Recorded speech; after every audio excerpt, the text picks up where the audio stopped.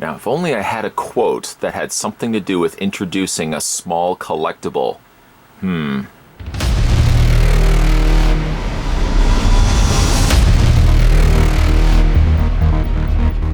Okay. Say hello to my little friend.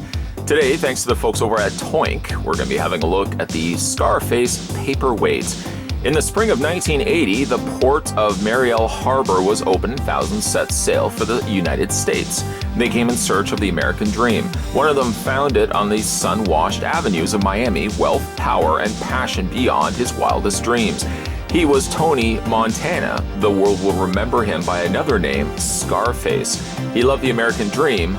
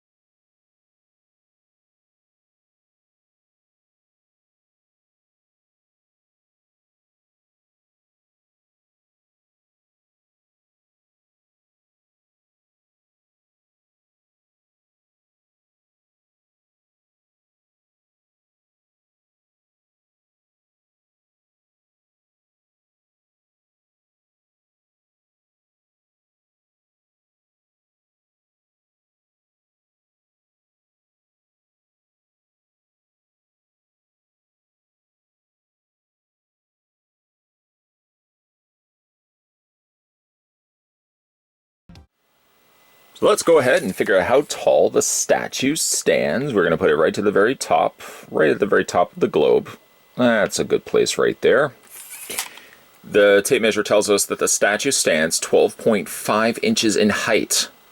And sorry, what? How tall is it in centimeters? I can certainly do that for you guys. That's the least I could do. Centimeters, you're looking at almost 32. To be exact, 31.9 centimeters in height. Now, Toink has two versions of this statue, one being the smaller 5-inch paperweight, which would be about half the height. Then they've got the larger 12-inch premium. If you're interested in the 5-inch version, it runs you $24.99, and then the larger one, the one that we're looking at right now, is $89.99, and you get yourself something a little bit bigger in the process. As you could probably guess it, the paperweight does have some substantial weight to it. On the underside, it's got 4 rubberized feet, a little smaller feet than probably what you would normally see. And then it's trademarked 2018, brought to you by Surreal Entertainment. I don't think that the surface feet are enough to prevent scratching. So if this is something that you want to, say, for example, put on a table, you might be maybe a little bit more weary about moving it around. It's certainly the last thing you would want to do is add any scratching, or in the process of doing that, you certainly don't want to damage the base either. Now, this premium quality collectible was crafted using a strong resin. Still, with it being resin, you have to be careful that you don't accidentally drop it, because resin is still something that can potentially break. It has been done in this beautiful bronze finish and depicts the statue as recreated in the bottom main foyer, I guess, of Tony's house. You'll probably remember at the very end of the film, when intruders are coming into his home, the stairwell would have come up to the top of his office area, and then the statue would have been down at the bottom with the pool in front of it. It's pretty exact to the way it looks in the film. The only thing that's different on this particular piece is that the wording here around the globe that reads, "The world is yours." In the film, this would be illuminated. This was all lit up. Here, they've instead just recreated that by painting this in red. Kind of hoped it would have actually been closer to like a lighter red, or even almost borderline of a medium pink. Just something that it would look like it was a little bit more illuminated than what it was. The statue sort of depicts, I guess, 3 servants, 3 maidens, if you will, that are carrying what looks to be little goblets of water, and they are what's holding the globe above them here. It appears for the most part that they are similar, if not exact, to one another. The faces may vary a little bit. You can see like this face, for example, right here, has a little bit more of a profound nose than, say, this one right here. This one's nose is flat, in fact, but apparently it was taken from a reproduction of the World is Yours statue.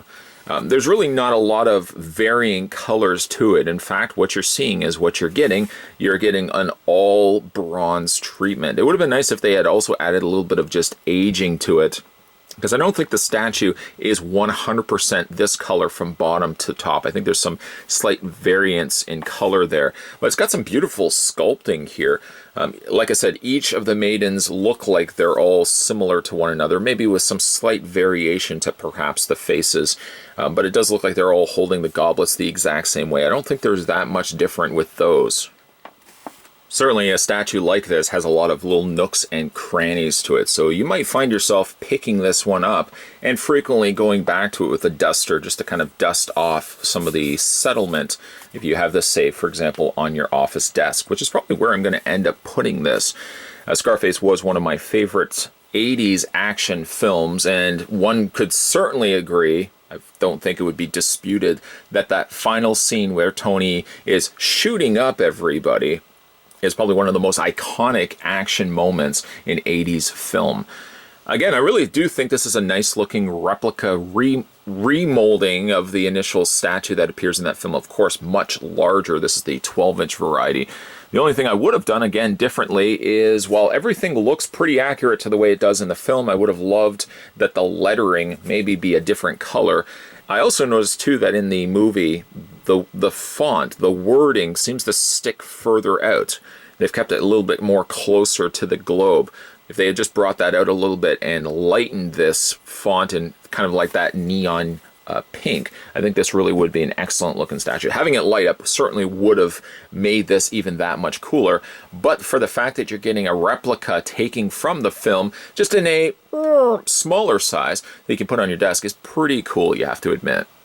Scarface was certainly one of those films that growing up I wasn't allowed to watch. It wasn't until my mid to late 20s that I finally caught up with the flick, and I can understand why my parents wouldn't let me watch it. Excessively violent, bloody, and a lot of vulgarity coming out of Al Pacino's mouth could certainly justify why parents wouldn't let their kids watch it. By tamer standards of some of the other action flicks that were coming out to theaters at that time, Scarface is a little bit more excessive. But now watching it as in my mid-20s and beyond, it's a film that I like to pop in from time to time with a bucket of popcorn and certainly enjoy it. This is a very faithful tribute to one of the most iconic moments in cinematic history.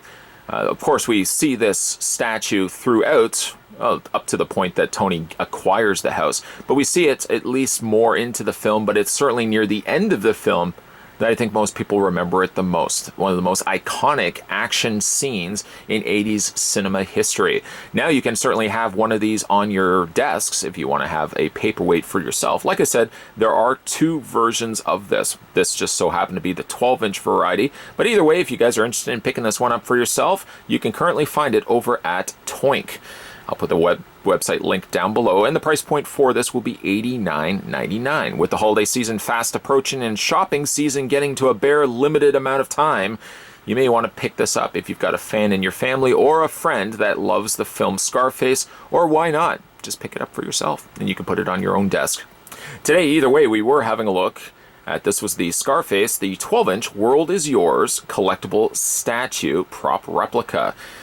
If you guys haven't had a chance to hit that little subscribe button down below, what are you waiting for? More videos will be coming your way. As always, guys, thanks for watching as you always do, and I'll see you next time.